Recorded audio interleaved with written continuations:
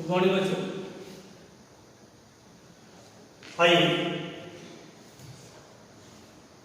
दोनों मीडियम बच्चे देखें। फिजिक्स के capacitance chapter number 4 part first का न्यूमेरिकल करने से पहले बाय हैबिट मैं बताता हूं। सबसे पहले आप उस चैप्टर के संबंधित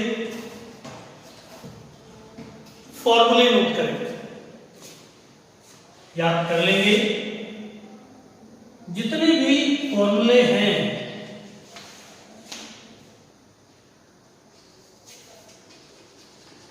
वो आप नोट कर लेंगे।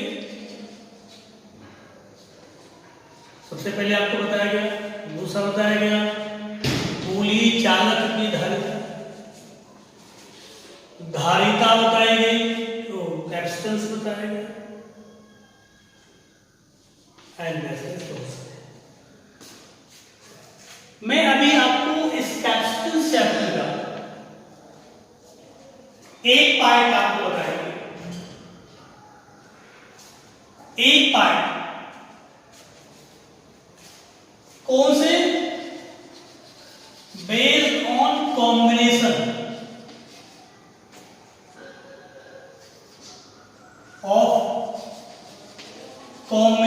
Of capacitor.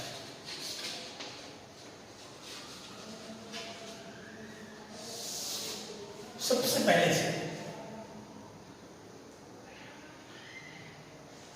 इसमें मैंने अभी आपको बताया था, इससे पहले इस सेशन में बताया, सीरीज में इक्विवेलेंट कैपेसिटेंस होगा।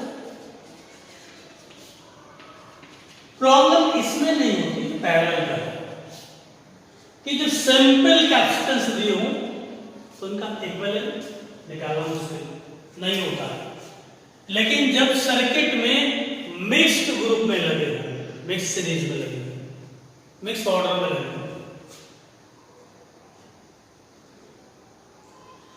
तब आपको तो इसके कॉन्सेप्ट समझिए। जो ग्रुप पे मैंने एक्सरसाइज डाली है किसी के पास, उस एक्सरसाइज में क्वेश्चन नंबर 13 है, कहता है ए व बी के बीच तुल्य धारिता है।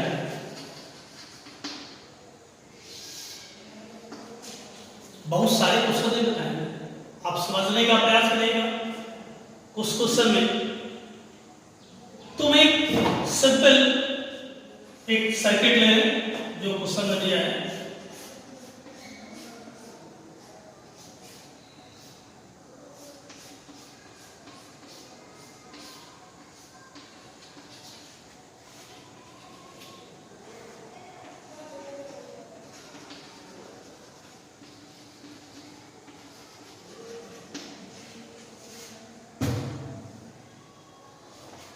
ऐसे क्वेश्चन दिया।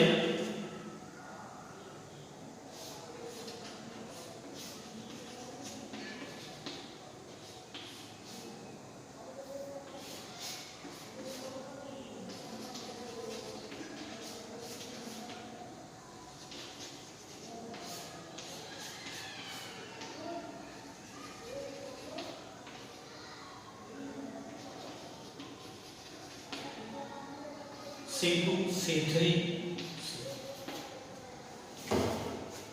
यहां पर C1 C2 C3 दो कॉम्बिनेशन दिए, देखने में आपको लग रहा होगा रेक्टेंगल ही रेक्टेंगल।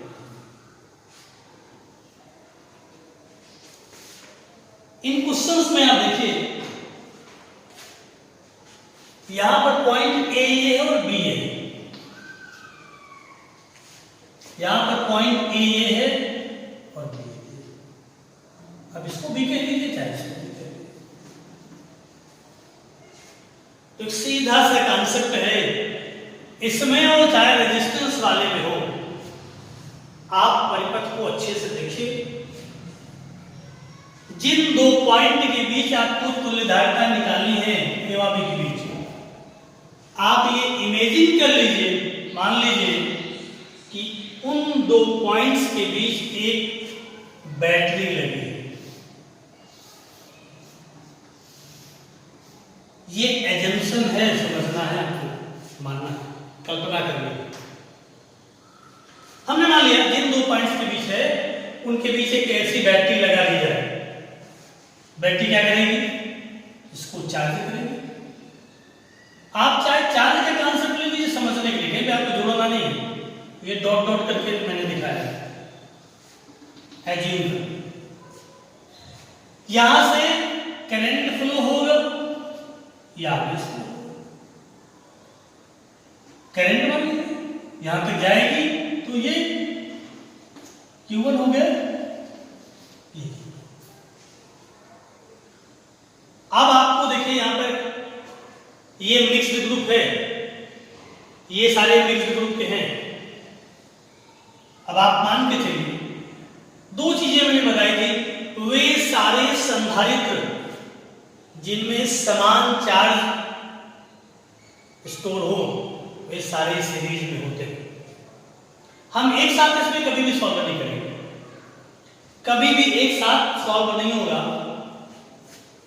ये आपने समझ लिया। हमने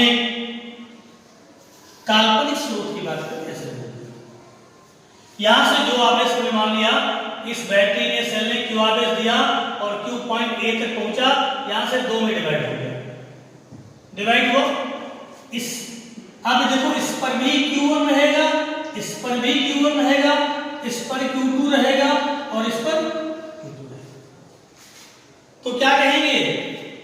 C1 व C2 पर समान आवेश, समान क्या है? आवेश आता किसमें होंगे? श्रेणी में। दोनों किसमें हुए? श्रेणी में। इनका तुल्य C1 डैश हो तो 1/C1 dash is equal to 1/C1 plus 1/C2, 1/2 plus 1/2 is equal to 2/2 is equal to 1। तो C1 डैश कितना होगा? इसी प्रकार C3 व C4 किसमें होंगे? श्रेणी में होंगे। इनका तुल्य कितना हो? C3 डैश हो तो 1/C3 dash is equal to 1/2 plus 1/2 is equal to 2/2 is equal to 1। तो C3 dash is equal to क्या होगा? 2 मीटर। अब ये परिपथ जब ये दोनों सीरीज में और ये दोनों सीरीज में, तब यही परिपथ बदल कर ऐसा हो जाएगा। C1 dash is equal to 1 बोलो और C3 dash is equal to 1। अब ये ऐसा हो जाएगा। देखो 4 से 2, ये बात अच्छी तरह से समझ लेनी है। एक साथ कभी नहीं जुड़ेंगे। हम अंदर लूप पे जाएं और देखें कि ये दोनों सीरीज में है, इनका तुल्य निकाल लिए, इनका तुल्य निकाल लिए। अब आप देखिए वैसे सेल आवेश देगा, अब तो 2 ही बचे, इस पे Q1 आवेश आएगा, इस पे Q2 है। अब आप देखिए 2 ही संधारित्र हैं, दोनों की बाईं प्लेटें बिंदु A पर हैं और दाईं प्लेटें कहाँ हैं? बिंदु B। ये तो साफ साफ दिख रहा है ना। यहां क्या हो गया? C1 डैश हुआ, C3 डैश किसमें है? समांतर में है। अब तो 2 ही हुए ना, तो इनका तुल्य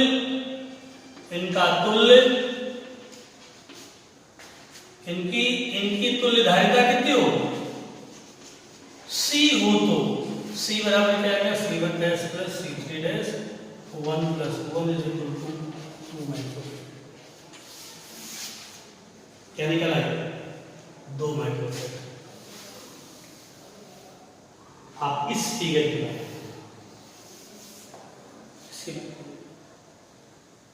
हमने एक बात बताई, इन सारे परिपथों को आपको सीरीज ऐसे लग रहा होगा कि वैसे लग रहा है वैसे। एक सीधा कांसेप्ट, जिन दो पॉइंट के बीच में आपको तुल्य धारिता निकालनी है, आप ये मान लीजिएगा दोनों बिंदु किसी बैटरी या सेल से जुड़े हैं, एक सिरे से करंट आती है, दूसरे सिरे से निकलती है। आपको इन परिपथ को रिफॉर्म करना होगा। इस परिपथ को हम ऐसे बनाएंगे, देखिएगा, जब तक ये कला आपको नहीं आएगी तब तक मुश्किल है। ए और बी के बीच एक लगा ऐसे, क्या होगा, C1 = 3 में, और एक सिरे से चले बी तक कितना लगा C1, और दूसरे सिरे से चलेंगे, इसको आप ऐसे लिखेंगे, आप देख लीजिए C2 C3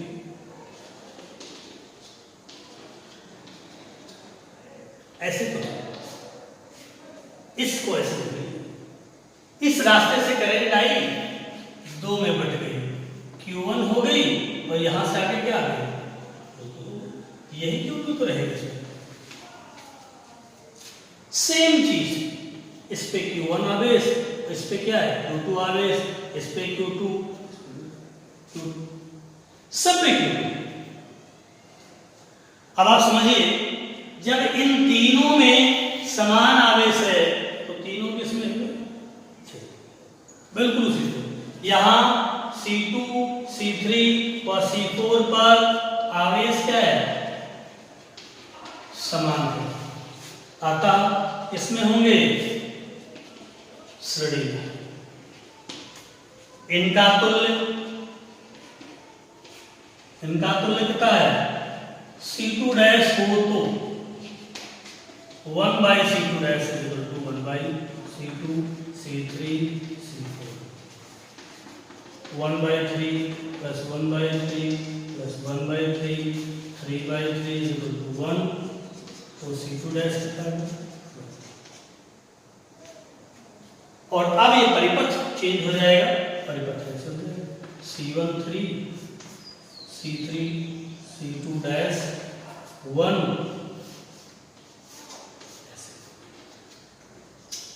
ये दोनों दिख रहे हैं किसमें, पैरेलल में। अब क्या लिखेंगे, C1 व C2' किसमें, समांतर में, और समांतर में है, इनकी तुल्य धारिता C1 + C2' 1 + 3 = 4।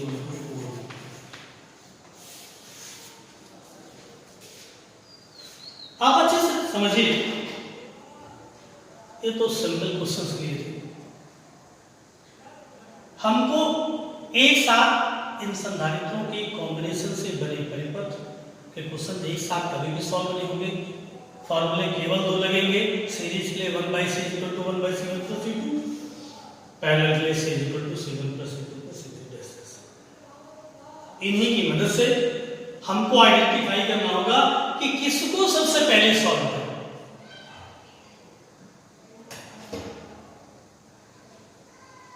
ये दो मैंने लिए और सिंपल क्वेश्चन,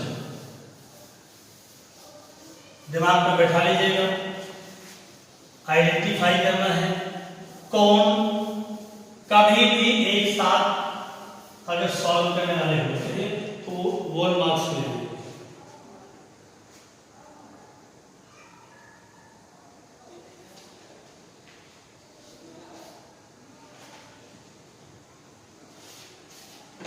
मैं 20 से करा रहा हूं,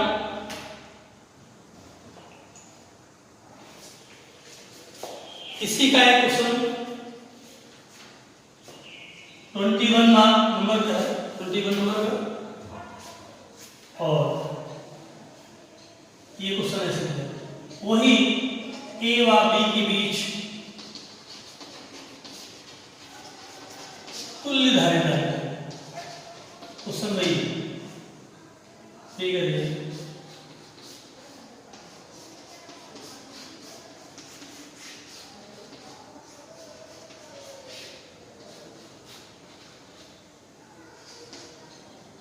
1 माइक्रोफैरड, 1 माइक्रोफैरड, 3 माइक्रोफैरड, 1 माइक्रोफैरड, 2,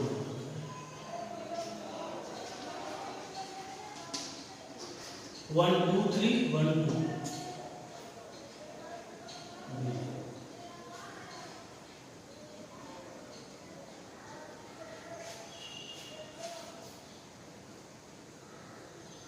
ऐसे ही क्वेश्चन दिया है।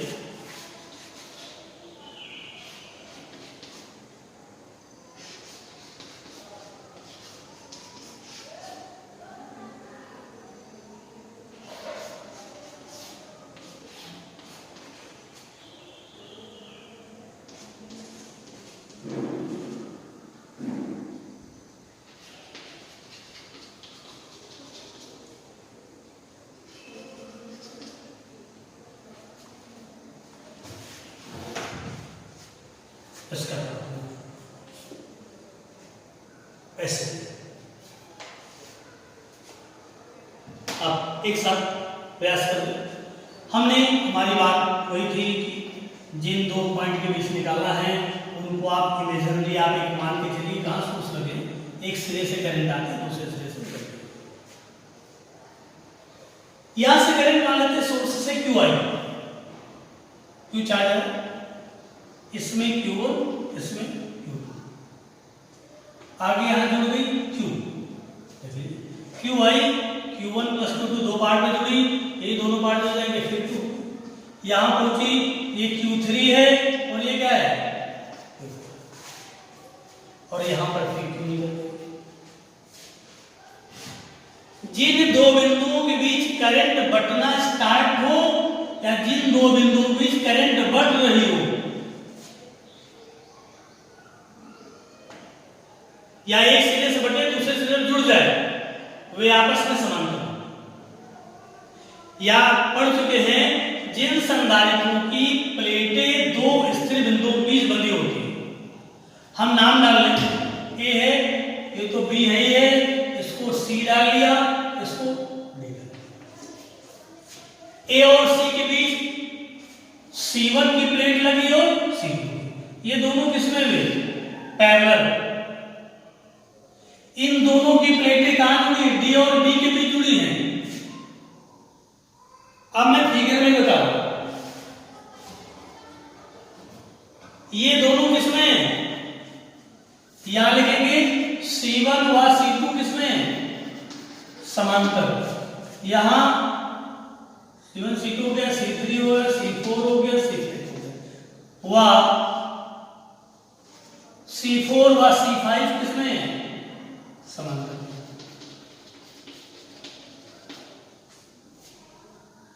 तो आप इनको जोड़िए, इनका तो लिखता आएगा C1, यहां से आएगा, इसको हम C1 डैश कह दे, 1 + 3 हो गया, ये A पॉइंट है, ये क्या है C, बीच में क्या लगा है C3 बराबर, आगे देखिए ये 1 और 2 क्या बन गया, 3 बन गया, C4 डैश क्या बना, 3। अब वही चीज है, ए और सी के बीच कितना हो गया, 1 और 2 3, डी और बी के बीच कितना हो गया, 1 और 2 3 में। अब आप यहां लिखेंगे C1, C3 व C1 डैश किसमें, श्रेणी में। अब तो सब सीरीज में है, इनकी तुल्य कितनी आएगी, 1/6 = 1/3 + 1/3 + 1/3 = 3/3, तो C क्या होगा,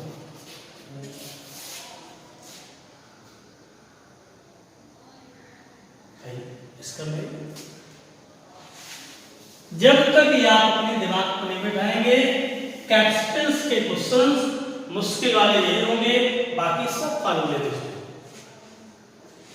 आइए इसमें सबसे पहले किसको जोड़ेंगे, इस फिगर को मैं दिखा रहा हूं, ये ए है, इस फिगर को देखो वैसे बना सकते हैं, यहां से करंट आई, दो रास्ते, ये रास्ता तो जाके बी से जुड़ जाता है, सीधा जोड़ दिया 2 माइक्रोफैराड। एक रास्ता, एक वे ये है, दूसरा रास्ता ये है, इस पे ये लगा है 2 माइक्रोफैराड का। यहां से यहां से 2 रास्ते हो गए, एक 2 माइक्रोफैराड, एक 2 माइक्रोफैराड, ये लग गए। ये आगे जाने पर फिर डिवाइड हो जाता है, इसको कहते हैं सी और डी। आगे मुझे क्या आ गया, सी आया, ए हुआ, ये बी है, ये क्या हुआ, सी। सी और डी के लिए 2 पैरेलल चले गए।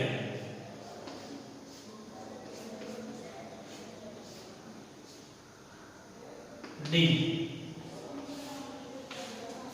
देखिए यहां पर डी और बी के बीच कुछ नहीं है, चाहे आप इसको डी कहिए, ये डी और ये एक ही तो है, यानी कि यहां पर डी और बी एक है। अब आप इससे तुलना कर लीजिए क्या है। आप ये मन समझने का तरीका सबसे बढ़िया होता है, करंट यहां से चली आई, इसमें I1 हो गई, इसमें I2 हो गई, ये I2 जा रही है, I1 आगे फिर बढ़ गई, I3, I4 और फिर I1। अब इसको आपके लिए जोड़ना आसान होगा, C1, C21, C31 और C4। सबसे पहले किसको सॉल्व करेंगे, सबसे पहले इनर वाले को सॉल्व करते हैं। ये आसानी से C2 और C3 किसमें समांतर में है, क्या लिखेंगे, C2 और C3 किसमें समांतर में है, इनका तुल्य C2 dash is equal to होगा C2 plus C3 is equal to 1 plus 1 is equal to 2। ध्यान रखिएगा, हर बार हम फिगर चेंज करते हैं। ये हो गया, अब ये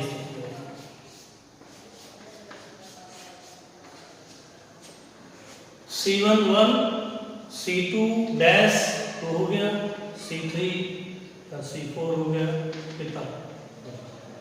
अब किसको सॉल्व करेंगे, इसको देख रहा सीरीज में, क्या क्या करेंगे, C1 व C2 डैश किसमें है, श्रेणी में, इनका तुल्य C1 डबल डैश, तो इनका C1 डबल डैश बराबर 1 by C1 plus 1 by C1 व C2 का C1 डैश, वो तो C2 डैश, तो C1 dash 1 plus 1 by 2, 3 by 2 हो गया, तो C1 डैश निकाल गया। अब ये फिगर ऐसे हो जाए, C1 dash 2 by 3, yes simple, और C4 सबसे सिंपलेस्ट फॉर्म। इनका तो दिख रहा है, C इक्वल टू होगा C1 डैश प्लस C4, ये आपका आ गया 2 बाई 3 प्लस 2, एलसीएम 3 आ गया, तो C बराबर कितना आ गया 8 बाई 3 माइक्रोफैराड। तो इन क्वेश्चंस में आप इंटरेस्ट डेवलप करिए, समझने का प्रयास करिए। आपके पास अपनी जो बुक है उन बुक्स को भी देखिए, उन बुक्स से इन इस टाइप के क्वेश्चंस को नोट करिए, और नोट करने के बाद आप छोटे छोटे लोगों में ये ध्यान दीजिए, सबसे पहले किसको सॉल्व करना चाहिए, सबसे पहले जितना इंटरनल सर्किट होगा वहां से आप उसको समराइज करते, सिंपलीफाई करते हुए आएंगे, लास्ट में फाइनल। ये आपको समझना है, कोई जल्दी नहीं है, समझ लीजिए। किसी टाइप की प्रॉब्लम आती है तो संबंधित आप उसका सर्किट डायग्राम अपने क्लास के ग्रुप पर भेजिए और उस पर मेंशन कर दीजिए कि इसमें हम कैसे इसको जस्टिफाई करेंगे। इन्हीं क्वेश्चंस के ऑर्डर में एक और प्रॉब्लम बताना चाहता हूं, उसको मैं सॉल्व नहीं करूंगा, एक्सप्लेन केवल करूंगा सर्किट डायग्राम। आपको सर्किट को रिफॉर्म करना आना चाहिए, सीखना पड़ेगा।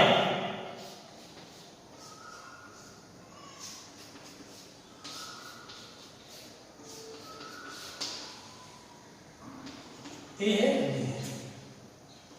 2 2 1 2।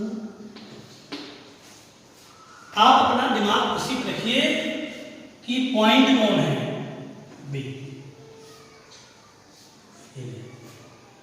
यहां से अगर करंट जाएगी तो हमारे पास मार्क हो जाएंगे 3, I1 I2 और I3। हम करंट लेके चलते हैं। अगर इधर से करंट आती है I, तो I 3 भाग में डिवाइड हो गई। ये I1 जाएगी, दोनों में सेम रहेगी, ये I3 जाएगी, सेम रहेगी। यहां से I2 गई, यहां से I1 आई, यहां से I3 और फिर I2। तो इस सर्किट को हम ऐसे लिखते हैं, आप समझ लो, दोनों में सेम है, इनको हम ऐसे दिखा सकते हैं। इधर वाले में दोनों में सेम है, कितनी है 2 2 1 2 2। अब अगर सॉल्व करना चाहिए, मैं इसी में लिखा रहा हूं, तो आपको दिख रहा है इसमें I1, इसमें I2, इसमें I3। यहां पर भी I1 निकलेगी, I2 आएगी, I3 आएगी और यहां पर फिर I2। ये दोनों सीरीज में बराबर के दो लगे हो तो उनका इक्विवेलेंट क्या हुआ 2 to 1, 2 to 1। तो ये नया सर्किट हो जाएगा। ये तो 1 था ही, ऊपर वाला कितना हो गया,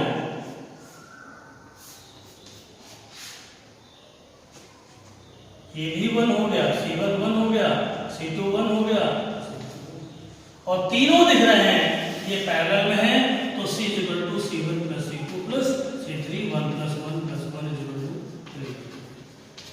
ऐसे कोई मुश्किल नहीं है, देखने में तो मुश्किल लग रहा है, लेकिन जब ये कॉन्सेप्ट आप करेंगे तो चार्ज करके सीखेंगे, मुश्किल नहीं लगेंगे। 2-4 क्वेश्चंस करने का प्रयास करिए, फिर आपको इंटरेस्ट अपने आप डेवलप होगा। इसी को कहते हैं सर्किट को रिफॉर्मेशन ऑफ